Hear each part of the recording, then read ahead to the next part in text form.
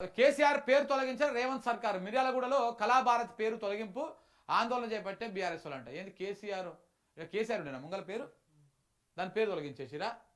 ఆనవాళ్ళు లేకుండా చేస్తానది గిదేనేమో మరి రేవంత్ రెడ్డి. మరి ఇంత చిల్లర అయిపోయారు చూడు. సోనియాకు రాహుల్కు కోర్టు నోటీసులు, ఈడీ దాఖలు చేసిన ఛార్జ్ షీటు. ఇది తొందరగానే చేయాలి వీళ్ళకి నోటీసులు. తీసుకపోయి లోపల నూకితే కానీ అర్థం కాదు.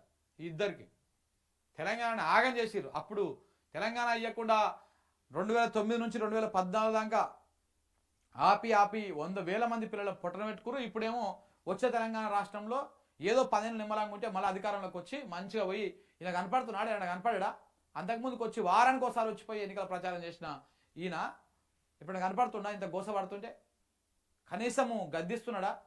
ఏం చేస్తున్నావు రేవంత్ రెడ్డి? వాళ్ళు ప్రజలు ఎంతో నమ్మకంతో మనకు పదవప్ప చెప్తే నువ్వు గిట్ల చేస్తున్నావు ఎందుకని మాట్లాడుతున్నాడా?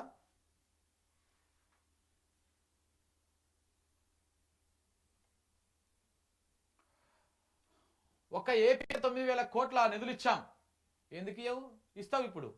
ఎందుకంటే చంద్రబాబు లేకపోతే నీకు కూర్చిపోతుంది కదా. నీకు కూర్చిపోతా. నిన్న నేను ఒక ట్వీట్ వేసిన,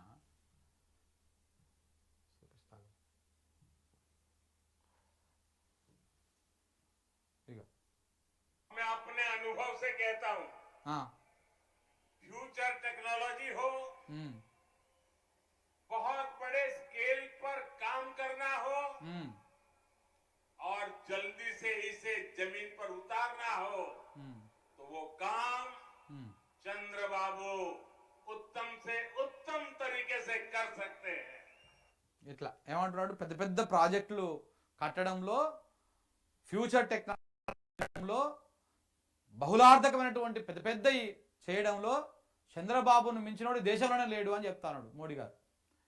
ఇప్పుడు అట్టనే పొగడాలి సార్, లేకపోతే మన కుర్చీ పోతుంది కదా. మోడీ గారి కుర్చీ చంద్రబాబు మీద ఆధారపడి ఉన్నది.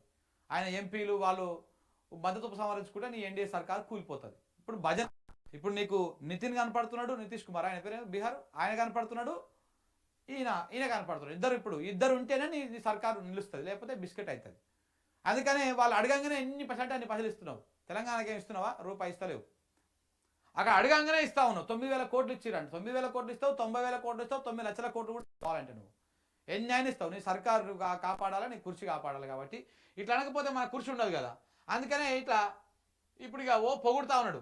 ఇదే చంద్రబాబు నాయుడు ఇదే 2018 ఆ ప్రాంతంలో ఒకసారి మీరు చూడండి ఎట్లెట్లా మాట్లాడిండు, ఎట్లెట్లా మోడీని విమర్శించిండు, మోడీ ఈయన ఎట్లా విమర్శించిండు. ఇవన్నీ ఒకసారి అప్పుడు పాత వీడియోలు తీసి చూడండి. ఊసర వీళ్ళు కూడా అంతగానో ఏంటంటే రంగులు మార్చవు. అట్లా మారుస్తారు వీళ్ళు, అట్లా మారుస్తారు. అవకాశవాదులు, అవకాశవాద రాజకీయం. జమ్మూ కాశ్మీర్లోనే ఉగ్రవాదులు ఉన్నారంట. దక్షిణ కశ్మీరీ అడవి ప్రాంతంలోనే ఉగ్రవాదులు తలదాచుకున్నట్టు అనుమానం. వేగంగా విచారణ చేపడుతున్నాం ఎన్ఐఏ. అయితే యుద్ధం అని చెప్పేసి మన దాకా చేసిరు కదా. ఆ యుద్ధం లేదు, ఏది లేదు. జస్ట్ బీహార్ ఎన్నికల కోసం ఏదో హడావుడి చేస్తున్నట్టుగా కనపడుతుంది చూస్తుంటే.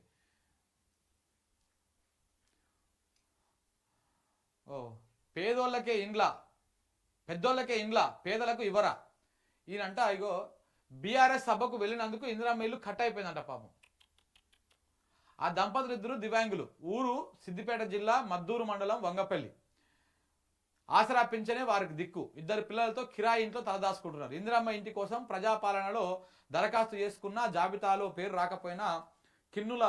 రాకపోవడంతో కిన్నులయ్యారు.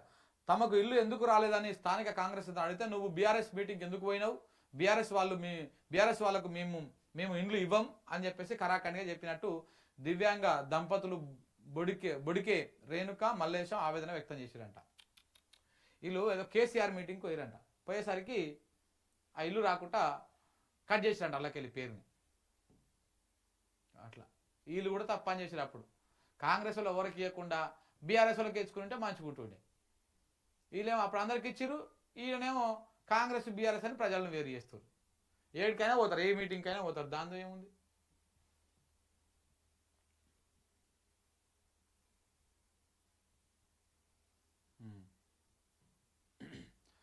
రిజర్వేషన్ల పైన 50% పరిమితిని తొలగించండి. సామాజిక ఆర్థిక విద్యా రంగాల్లో వెనుకబాటుతనం గుర్తింపునకు కులగణన జరపండి. తెలంగాణ నమూనానే దేశానికి ఆదర్శం కావాలి. ప్రైవేటు సంస్థల్లో కోటా కోసం చర్యలు చేపట్టాలి. బీహార్ ఎన్నికల కోసమే కులగణన పైన ప్రకటన. మోదీ ప్రభుత్వానికి చిత్తశుద్ధి లేదు. పహల్గాం పైన ఇంకెంత కాలం మౌనంగా ఉంటారు. సిడబ్ల్యూసి కులగణన పైన గతంలో మా డిమాండ్లను వక్రీకరించారు. రాహుల్ ఒత్తిడి వల్లే దిగి వచ్చారు, వ్యతిరేకించారు, ఇప్పుడు దిగొచ్చిర్రు. ఈ క్రెడిట్ పూర్తిగా రాహుల్ గాంధీదే. అంతే. దేశానికి రోల్ మోడల్గా నిలిచిన రాష్ట్రం తెలంగాణ ప్రతిష్టను దేశ స్థాయిలో చాటిన అందరికీ అభినందనలు అని చెప్పేసి రేవంత్ రెడ్డి చెప్తున్నాడు. దేశ స్థాయిలో మీరు చాటినటువంటి ఆ ఘనత ఏందో కూడా తెలంగాణ సమాజం చూస్తూనే ఉన్నది. దేశమంతా ఏమో కానీ తెలంగాణ ప్రజలు మాత్రం బాగా గుర్తుపెట్టుకుంటారు రేవంత్ రెడ్డిని, కాంగ్రెస్ ప్రభుత్వాన్ని, ఆ పాలనని.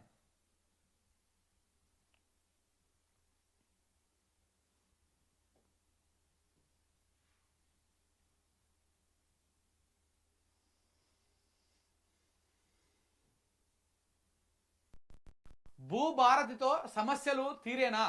విధి విధానాలపైన వివరంగా చెప్పేవారేరి?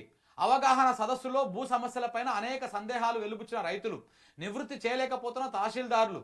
ఆ సందేహాలకు భూ నిపుణుడు సునీల్ సమాధానాలు ఆంధ్రజ్యోతిలో సంభాషణ చేసిండంట. ఏం రాదు చెప్తున్నా కదండి, ఈ భూభారతి అనేది హారతి అవుతుంది. పైరవీలకు మాత్రమే ఈ భూభారతి. మళ్ళా పేదోడు ఈ ఎంఆర్ఓ ఆఫీసు చుట్టుముట్టు, దీని చుట్టుముట్టు, ఇవన్నీ చుట్టుముట్టు కావాలి. ఓకే, ఇది జరుగుతున్నటువంటి వ్యవహారంగా. మిగతా పత్రికలు కూడా ఏం లేవు పెద్దగా చెప్పుకోవాల్సినవి. తెలంగాణ ప్రజల గోస